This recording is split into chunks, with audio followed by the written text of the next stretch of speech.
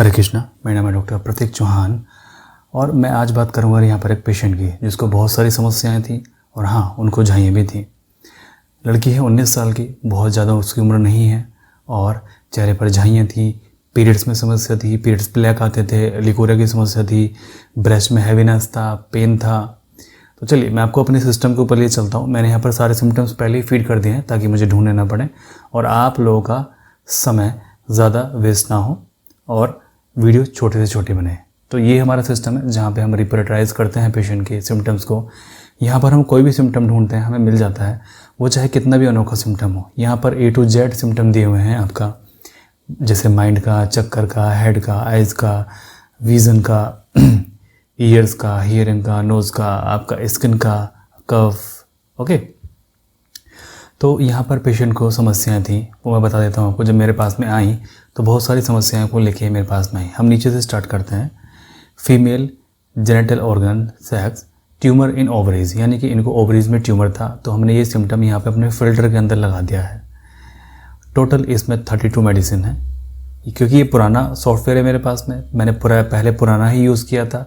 अभी तो मैं इससे भी ज़्यादा कहीं ज़्यादा एडवांस सॉफ्टवेयर यूज़ करता हूँ फ़िलहाल, जिसमें लगभग 500 से ज़्यादा दवाइयाँ हैं इसी के अंदर। तो फ़िलहाल तो जिस सॉफ्टवेयर से मैंने किया था मैं उसी सॉफ्टवेयर के बारे में यहाँ पर चर्चा करूँगा। मैं नया सॉफ्टवेयर नहीं लगा के दिखाऊँगा आपको। तो ये था ट्यूमर ओवरी। यहाँ पर टोटल 32 दवाइयाँ हैं, तो हमने यहाँ फ़िल्टर में लगा दिया। अच्छा, पीरियड से पहले जब इनके पीरियड शुरू होने वाले होते थे तो इनको ब्रेस्ट में पेन होता था, हैवी हो जाते थे ब्रेस्ट इनके फूल जाते थे और इनमें स्वेलिंग होती थी और जब चलती थी तो पेन होता था। तो हमने सिंपल यहाँ लगाया चेस्ट पेन ममे मेंसेस बिफोर, यानी कि पीरियड से पहले जो ममे होते हैं, जिनको ब्रेस्ट बोलते हैं, मेडिकल टर्म में इनको ममे बोलते हैं, तो उसमें पेन होना।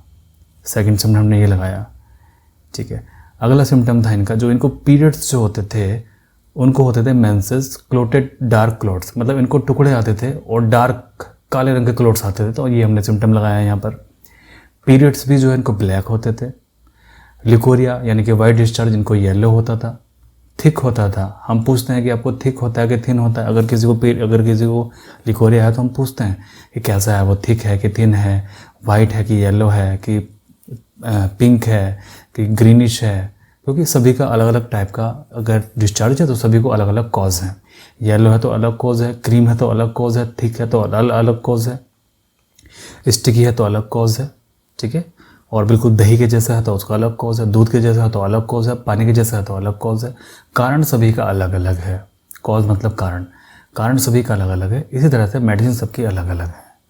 ठीक है, अगर मैं यहाँ आपको लिकोरिया का सिम्टम निकाल के दिखाऊँ इसी सॉफ्टवेयर में, फ़िलहाल तो जो मैं करता हूँ बहुत एडवांस यूज़ करता हूँ, तो लिकोरिया में ही आप देखिए कि यहाँ पर कितने सारे सिम्टम्स यहाँ पर दिए हुए हैं लिकोरिया के अंदर। आप खुद देख सकते हैं। लिकोरिया ब्लैक भी होता है, बर्निंग भी होता है, इचिंग भी होती है। देखिए अभी ख़त्म होने वाला है नहीं है। ठीक है, तो ये चीज़ हमें बहुत हेल्प करती है मेडिसिन को सेलेक्ट करने के लिए, और इससे चांस हो जाते हैं कि जो हम मेडिसिन को सेलेक्ट करते हैं वो ऑटोमेटिकली फ़िल्टर होकर राइट मेडिसिन पेशेंट की सेलेक्ट होती है। अगला सिम्टम था इनको कि जब ये सोने के लिए जाती थी तो नींद में जैसी सोती थी चौंक जाती थी, झटका इनको लगता था। अच्छा, मैंने इनके अंदर ये सिम्टम ऑब्जर्व किया कि ये लगातार बोले जा रही हैं। तो हमने माइंड का सिम्टम हमने सिंपल लगाया लोकेसिटी, कि लगातार अगर पेशेंट को ज़्यादा बोलने की आदत है, लगातार पेशेंट बोलता जाता है, उसको चुप करना पड़ता है, तब हम ये सिम्टम लगाते हैं लोकेसिटी। मैंने घर जब इनकी मम्मी आई थी तो मैंने इनसे कंफर्म किया कि घर में कितना बोलते, कहते जी तो सुबह से शुरू होती है और चुप करना पड़ता है इसको बोलते। तो ये लोकेसिटी में, लेकिन लगातार बोलते रहना। एक सबसे अहम सिम्टम इनका ये था कि कभी तो खुश हो जाती थी, कभी सैड हो जाती थी, बिना बात के ही। कभी तो दुखी हैं, सैडनेस है। मैंने उनसे पूछा कि ऐसा आप क्यों करती हैं, तो उन्होंने कहा कि मुझे पता नहीं है, जिसको हम बोलते हैं मूड स्विंग होते हैं पीरियड्स के समय। तो कभी चीयरनेस है, कभी खुश हैं, कभी सैडनेस है, पता ही नहीं है, कभी एंगर है। तो इस तरह से हमने टोटली 9 सिम्टम यहाँ पे लगाए और 9 सिम्टम के अंदर हमें लगभग यहाँ तक लगभग 12 दवाई इसने सेलेक्ट करके दी हमें सॉफ्टवेयर ने, जो कि बहुत अच्छे से इन सिम्टम्स को कवर कर रही थी।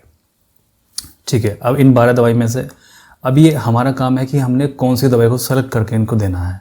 इन 12 दवाई में से कोई एक दवाई ऐसी है जो कि इनकी सारे प्रॉब्लम को ख़त्म कर सकती है। होम्योपैथी के अंदर 1000 से दवाई हैं और आज के टाइम में तो 5000 से ज़्यादा दवाइयाँ हैं होम्योपैथी के अंदर आज के समय में। उन 5000 दवाइयों में से कोई 10 या 20 दवाइयाँ ऐसी हैं जो आपको पूरी तरह से क्योर कर सकती हैं, लेकिन ये टोटल डॉक्टर के टैलेंट पर निर्भर करता है कि वो आपके लिए क्या दवाई सेलेक्ट करता है और किस तरह से आपको ठीक कर सकता है। ठीक है, तो चलिए मैं एक एक करके इन दवाई के बारे में आपको बताता हूँ। जिंक के बारे में हम पढ़ते हैं, ये ऑटोमेटिकली यहाँ पर खुल जाता है, बहुत एडवांस है, हमें बार बार बुक्स खोलनी नहीं पड़ती। हमारे पास में देखिए, हमारे पास में ऑलरेडी यहाँ पर बुक्स हैं, और जो आजकल मैं एडवांस सॉफ्टवेयर यूज़ करता हूँ उसमें तो बहुत सारी बुक्स हैं। ओके, हज़ारों बुक्स उसके अंदर हैं, तो मैं जिस बुक से चाहूँ ऑन द स्पॉट मेरे 1 क्लिक पे वो बुक अवेलेबल है, और 1 क्लिक पर वो सिर्फ सिम्टम मेरे पास में अवेलेबल है, मुझे ढूंढना नहीं पड़ता। तो zinc, over stimulation of nervous system, patient को नर्वस सिस्टम की ओवर स्टिमुलेशन नहीं थी।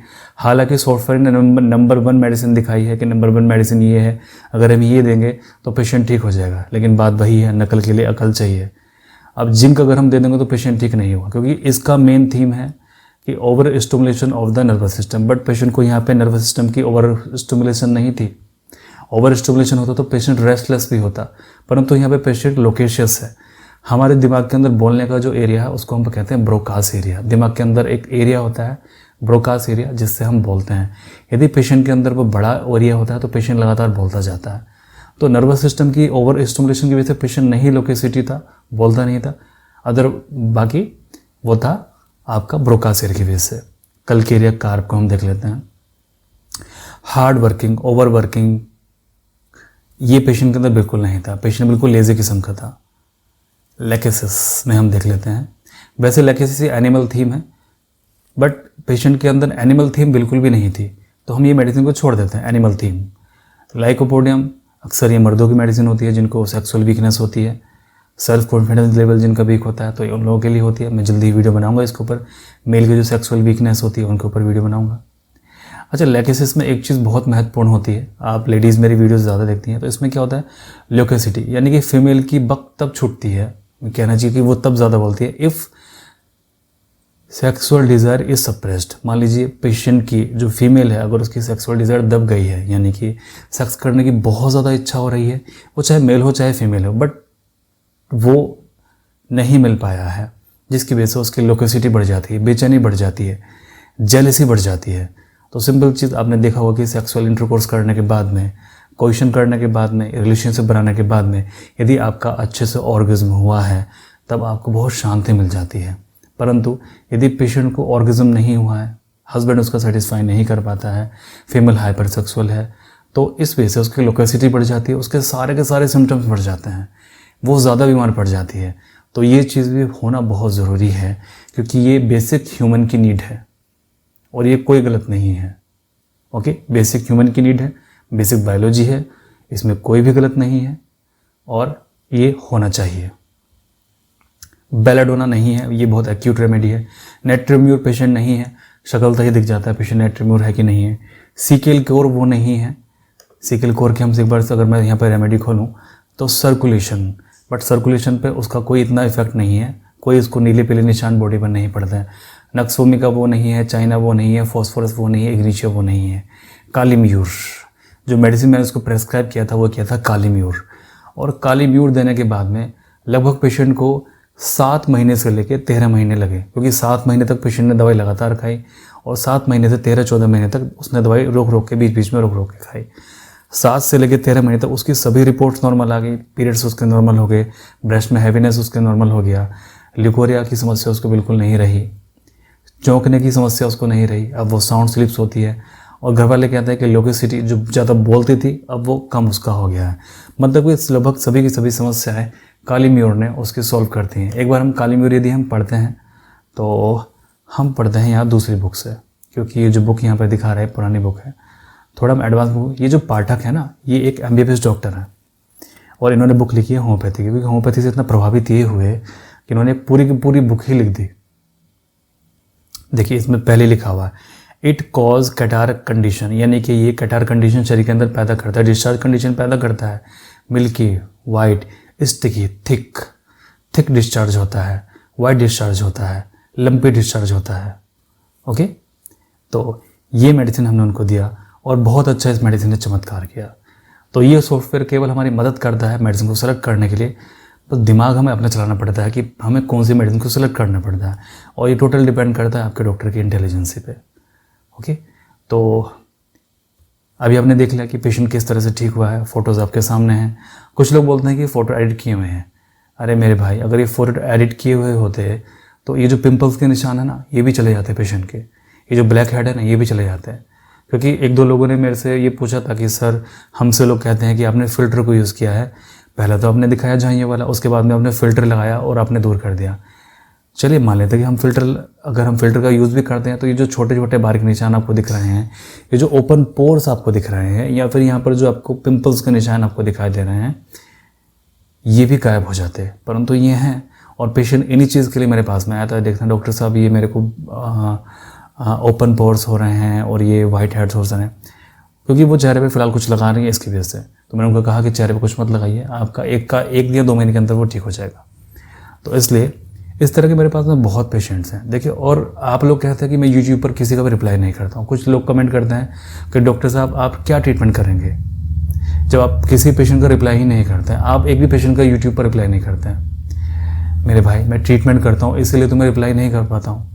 सुबह से मैं 10 बजे से बैठता हूँ और कम से कम क्लिनिक से 12 बजे जाके उठता हूँ रात के, सुबह 10 बजे से 12 बजे तक। एक आध घंटा बीच में रेस्ट लिया तो लिया, और मैं उस पीरियड में आपको कैसे रिप्लाई में करूं, क्योंकि मुझे यूट्यूब पर वीडियो बनानी है। अब इतना समय नहीं है, अब मैं 12-1 बजे के बाद आपकी वीडियो बना रहा हूँ। ठीक है, 1 बजे का लगभग ये हो गया वीडियो बनाने का। अभी तक हमने खाना भी नहीं खाया, 1 बजे के बाद जाके खाना खाऊंगा। मेरी वजह से मेरी बीवी भूखी बैठी हुई है, जो कि मैं उनसे कई बार कहता हूँ कि खाना खाया करो, लेकिन बात वही है ना, भारतीय संस्कार ऐसे होते हैं कि जब तक पति नहीं खाएगा तब तक पत्नी भी नहीं खाती है। तो अभी आप बताएं कि हम आपको रिप्लाई कैसे करें। सारा दिन हम ट्रीटमेंट करते हैं पेशेंट को, हम पेशेंट को देखते हैं सारा दिन, फिर हम शाम के नंबर में जो हमारे पास में ट्रीटमेंट ले रहे हैं पेशेंट, उनका हम फॉलोअप लेते हैं। कम से कम 50-60 फॉलोअप डेली के होते हैं, उनसे बात करनी होती है, उनको व्हाट्सएप पर रिप्लाई करना होता है। तो नहीं हो पाता यार व्हाट्सएप, इनको यूट्यूब पर रिप्लाई नहीं हो पाता, इस वीडियो के नीचे भी मैं रिप्लाई नहीं कर पाऊँगा। तो चलिए, मैं समझता हूँ कि आप सभी समझ गए होंगे मेरी बातों को। तो मुझे बताइएगा इस तरह की वीडियो तो आपको कैसी लगी। मैं आगे वीडियो बनाऊंगा इस तरह की, जो लोग किस तरह से मैंने उनको ट्रीट किया, किस तरह से उनको ठीक किया। और हाँ, मेन चीज़ PCOD भी उनको ठीक हो चुका है। अगर मेरे पास रिपोर्ट होगी तो रिपोर्ट में बीच में लगा दूंगा, मैं ढूंढूंगा रिपोर्ट इनकी, मेरे पास में रिपोर्ट है क्या, क्योंकि मैंने इनसे मांगी थी तो इनकी रिपोर्ट खो गई थी। लेकिन मुझे याद है कि मैंने फ़ोटो क्लिक किए थे, फ़ोन मैंने चेंज किया, तो हो सकता है गूगल पे पड़े हो मेरे, मैं ढूंढूंगा उनको, मिल गए तो बहुत अच्छी बात है, मैं लगा दूंगा यहाँ पर। ठीक है, परमात्मा सभी का भला करे।